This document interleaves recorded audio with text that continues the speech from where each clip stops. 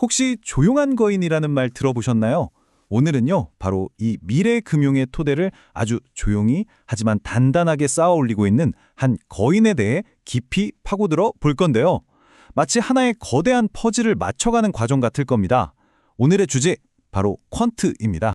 네, 그래서 이번 시간에는요, 우리가 마치 탐정이 된 것처럼 이 블록체인에 쌓인 미스터리를 하나씩 파헤쳐 볼 겁니다. 자, 이야기의 시작부터가 좀 심상치 않죠? 세계에서 가장 큰 은행들 중 일부가 지금 비밀리에 미래의 돈을 만들고 있거든요. 우리가 전혀 모르는 사이에 말이죠. 그럼 이제부터 본격적으로 들어가 보죠. 첫 번째 파트는 바로 이 비밀 금융 동맹에 대한 이야기입니다. 프로그래밍이 가능한 돈, 이걸 보이지 않는 곳에서 설계하는 사람들이 있다는 거죠. 이름들만 봐도 정말 쟁쟁하죠? 로이즈, 바클레이즈, HSBC, 영국 금융계를 그냥 꽉 잡고 있는 거물들이잖아요. 근데 이게 그냥 은행들 명단이 아니에요. 이들이 UK 파이낸스라는 기관 아래에서 금융의 판도를 완전히 바꾸려고 거대한 동맹을 맺은 겁니다. 그냥 협력 수준이 아니라 말 그대로 금융계에 지각 변동을 일으키겠다는 거죠. 그럼 이 대단한 은행들이 모여서 대체 뭘 하려는 걸까요? 바로 토큰화된 파운드화 예금을 테스트하는 겁니다. 2020년 중반까지 2년 동안 진행되는 프로젝트인데 목표는 간단해요. 영국 금융 시스템의 결제 속도를 올리고 사기 같은 문제들을 막아서 더 안정하고 효율적으로 만들겠다는 거죠. 자, 여기서 궁금해지죠? 아니, 이 엄청난 은행들이 모여서 이런 대단한 프로젝트를 하는데 그 핵심 기술은 도대체 누가 제공하는 걸까요? 이 보이지 않는 설계자, 과연 누구일까요? 네, 그 정답이 바로 오늘의 주인공, 퀀트 네트워크입니다. 이제 퀀트가 가진 비밀 병기, 오버레저에 대해서 한번 알아보겠습니다. 자, 상호 운용성이라는 말 들어보셨을 텐데요. 이게 블록체인의 가장 큰 골칫거리 중 하나예요. 쉽게 말해서 비트코인은 비트코인 세상에, 이더리움은 이더리움 세상에 갇혀 있는 거예요. 마치 서로 다른 언어를 쓰는 다리가 없는 섬들 같다고 할까요? 그러니 당연히 데이터나 자산을 자유롭게 주고받을 수가 없겠죠. 바로 이 문제를 해결하기 위해 퀀트의 오버레저가 딱 등장하는 겁니다. 오버레저는 세계 최초의 블록체인 운영체제, 즉 OS라고 불리는데요. 아까 말했던 그 섬들 있죠? 그 섬들을 전부 연결하는 거대한 다리를 놓거나 모든 언어를 실시간으로 통역해주는 만능 번역기 같은 역할을 하는 거예요. 비트코인, 이더리움은 물론이고 심지어 우리가 쓰는 기존 은행 시스템까지 하나로 싹 묶어버리는 거죠. 정말 대단하지 않나요? 퀀트의 행보를 보면 처음부터 목표가 아주 명확해요. 개인 투자자보다는 거대한 기관들을 노린 거죠. 영국의 중앙은행인 잉글랜드 은행과 프로젝트를 하고 아마존 웹서비스나 오라클 같은 빅테크 기업들과 손을 잡았어요. 게다가 까다롭게로 유명한 스위스 금융감독청에서 유틸리티 토큰으로 딱 인정까지 받았고요. 이건 전부 우리는 믿을 만한 파트너입니다 라는 걸 보여주기 위한 아주 똑똑한 전략이죠. 자, 그런데 이렇게 잘 나가는 것처럼 보이는 퀀트에게도 그림자는 있습니다. 장밋빛 미래만 있는 건 아니라는 거죠. 지금부터는 퀀트가 넘어야 할 거대한 산, 그 약속과 위기에 대해 이야기해 보겠습니다. 퀀트가 그려주는 미래, 정말 대단하죠? 돈을 프로그래밍하고, 결제는 순식간에 끝나고, 사기는 원천 차단하고. 하지만 그 약속을 현실로 만드는 길은 결코 쉽지 않습니다. 기존 시스템에 이걸 통합하는 데 드는 어마어마한 비용, 또 해킹 같은 보안 위험, 그리고 각국 정부의 깐깐한 규제라는 세 개의 큰 벽이 버티고 있거든요. 장애물들이 정말 한두 개가 아닙니다. 우선 시장에는 폴카닷, 코스모스, 리플 같은 쟁쟁한 경쟁자들이 이미 자리를 잡고 있죠.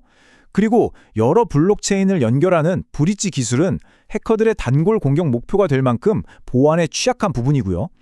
여기에 GDPR, KYC, AML, 복잡한 규제들도 다 지켜야 하고 은행마다 쓰는 표준도 제각각이라 이걸 통일하는 것도 보통 일이 아닙니다.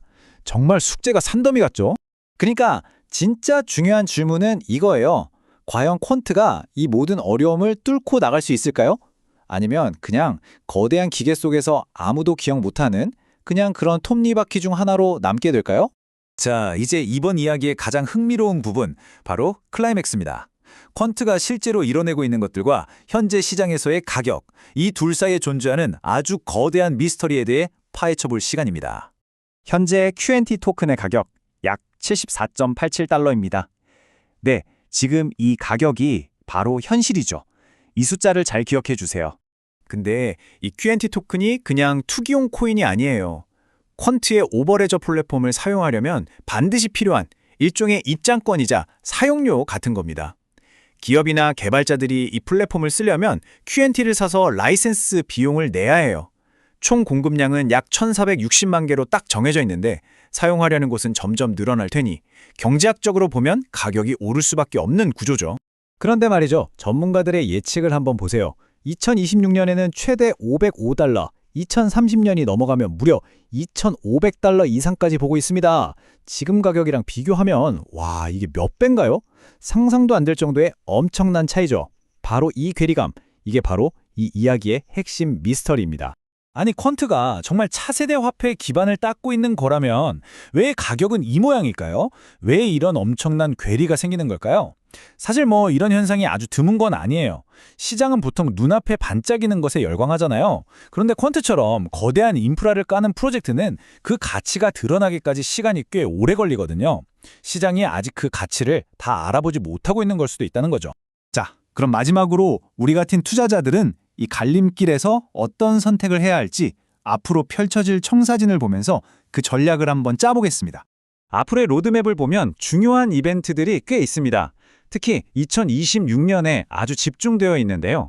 트러스티드 노드 프로그램이라든지 퓨전 메인넷 플러스 같은 굵직한 업데이트들이 예정되어 있어요. 이런 것들이 하나씩 현실화될 때마다 퀀트 네트워크의 가치를 끌어올릴 강력한 촉매제가 될 수 있겠죠. 자, 이 표를 보시면 전략이 한눈에 들어오죠.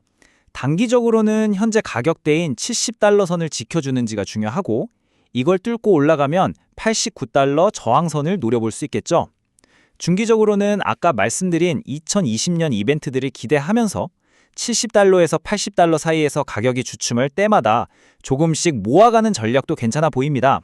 그리고 정말 길게 보신다면 꾸준히 적립식으로 투자하는 DCA 방식이 가장 현명할 수 있습니다. 결국 퀀트에 대한 질문은 이거예요.